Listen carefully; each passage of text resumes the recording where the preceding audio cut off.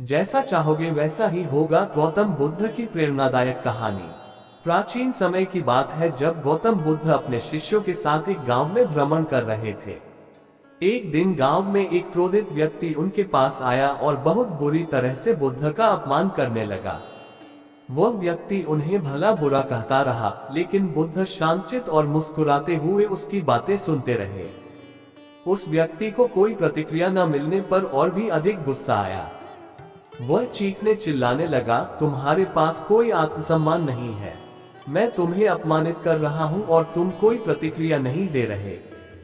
बुद्ध ने धीरे से कहा, अगर कोई व्यक्ति तुम्हें एक उपहार दे और तुम उसे स्वीकार न करो तो वह उपहार किसके पास रहेगा?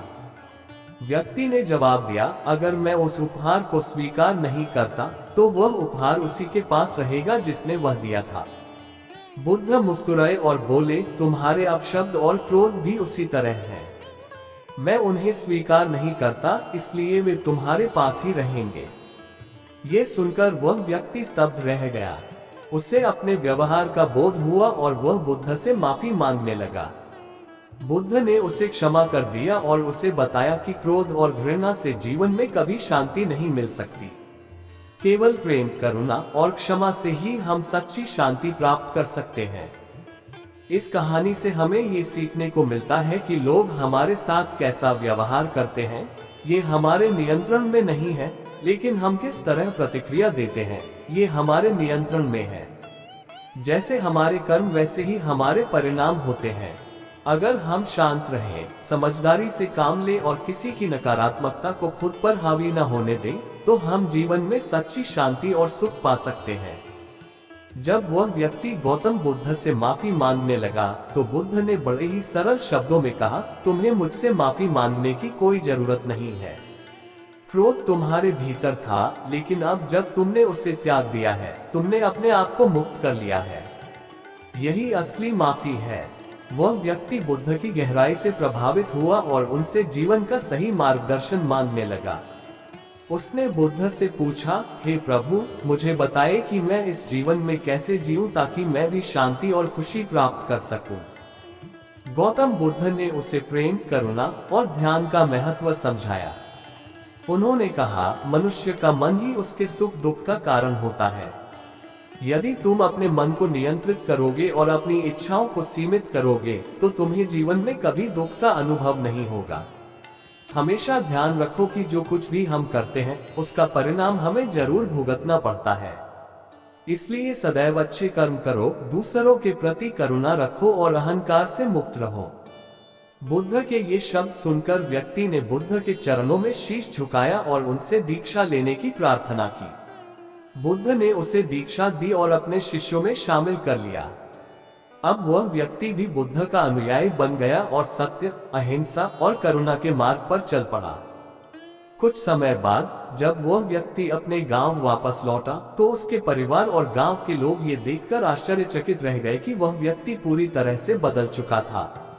जहां पहले वह गुस्सैल और घमंडी था, अब वह विनम्र और शांतिपूर्ण हो चुका था। उसने गांव में लोगों को भी गौतम बुद्ध की शिक्षाओं का प्रचार करना शुरू किया। धीरे धीरे गांव के लोग भी उसके साथ ध्यान करने लगे और उनकी जीवन शैली में भी सकारात्मक बदलाव आने लगे। इस तरह गौतम बुद्ध की शिक्षाओं से उस व्यक्ति का जीवन बदल गया और वह दूसरों के लिए एक प्रेरणा बन गया। इस कहानी से हमें ये शिक्षा मिलती है कि अगर हम सही मार्ग पर चले और अपने क्रोध, अहंकार और नकारात्मकता को छोड़ दें तो हमारा जीवन पूरी तरह से बदल सकता है। जैसा हम सोचते हैं और करते हैं वैसा ही हमें जीवन में फल मिलता है। जब वह व्यक्ति गौतम बुद्ध की शिक्षाओं के साथ अपने गांव वापस लौटा और लोगों को ध्यान, करुणा और अहिंसा के मार्ग पर चलने के लिए प्रेरित करने लगा तो गांव में बहुत बड़ा बदलाव आना शुरू हो गया।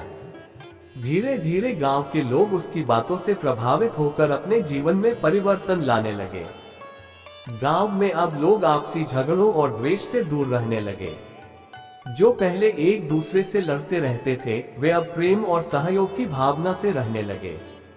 गांव में ध्यान की महत्ता बढ़ी और लोग रोज बुद्ध के बताए मार्ग पर ध्यान और साधना करने लगे। जहां पहले गांव में क्रोध, द्वेष और अहंकार का माहौल था, अब वहां शांति, प्रेम और सद्भावना का माहौल बनने लगा। इस परिवर्तन से वह व्यक्ति बहुत प्रसन्न हुआ। उसने महसूस किया कि गौतम बुद्ध की शिक्षाएं सिर्फ उसके जीवन को नहीं, बल्कि पूरे गांव को बदलने में सक्षम थी। बुद्ध की दीक्षा से वह व्यक्ति अब केवल अपने जीवन के लिए नहीं, बल्कि पूरे समाज के लिए काम करने लगा।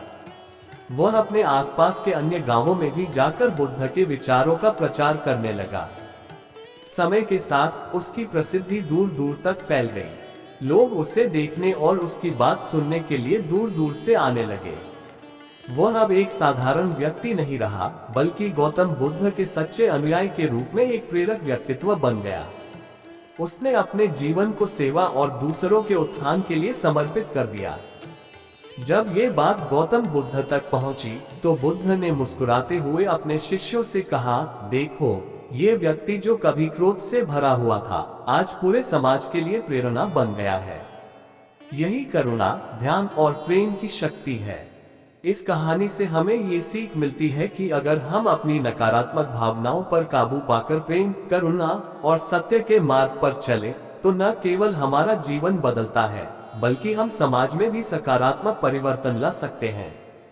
जैसा हम चाहेंगे, वैसा ही हमारे जीवन में घटित होगा। इसलिए हमें हमेशा सही सोच और सही कर्मों का चयन करना चाहिए। जब उस व्यक्ति ने गौतम बुद्ध की शिक्षाओं के अनुसार जीवन जीते हुए अपने गांव और आसपास के क्षेत्रों में सकारात्मक बदलाव ला दिया, तो उसकी ख्याति धीरे धीरे और भी बढ़ने लगी। अब वह केवल अपने गांव तक सीमित नहीं रहा, उसकी उपस्थिति और ज्ञान से अन्य गांवों के लोग भी लाभान्वित होने लगे। उसने लोगों को बताया कि शांति और संतोष बाहरी चीजों से नहीं, बल्कि अपने भीतर के बदलाव से आते हैं। ध्यान और सही आचरण से हर व्यक्ति अपने जीवन को सुंदर बना सकता है। वह व्यक्ति बुद्ध के संदेशों को सरल तरीके से लोगों को समझाने लगा, ताकि हर कोई उन्हें अपने जीवन में उतार सके। आखिरकार उसने एक विशाल सभा का आयोजन किया, जहां उसने गौतम बुद्ध की शिक्षाओं के आधार पर लोगों को प्रेरित किया। वहां हजारों लोग उपस्थित हुए और सभी ने उसकी बातों को ध्यानपूर्वक सुना। उस दिन के बाद गांवों में ध्यान, शांति और करुणा का एक नया युग शुरू हो गया। लोग अपने क्रोध, द्वेष और अहंकार को छोड़कर एक दूसरे के साथ प्रेम और सहिष्णुता से रहने लगे। उस व्यक्ति का जीवन बुद्ध की शिक्षाओं के प्रचार प्रसार में बीता और अंत में उसने एक शांतिपूर्ण और संतुष्ट जीवन का अनुभव किया। उसकी यात्रा इस बात का प्रमाण बन गई कि जैसा हम चाहेंगे, वैसा ही होगा। यदि हम सही दिशा में कदम उठाएंगे, तो हमारा जीवन भी सही राह पर चलने लगेगा। अंततः ये कहानी हमें ये सिखाती है कि जीवन में हर समस्या का समाधान हमारे ही हाथों में है। जैसा हम सोचते हैं, वैसा ही हमारा जीवन बनता है। अगर हम सकारात्मक सोच रखें, सही मार्ग पर चलें और करुणा व प्रेम को अपने जीवन का हिस्सा बनाएं, तो हम अपने और दूसरों के जीवन में भी सकारात्मक बदलाव ला सकते हैं।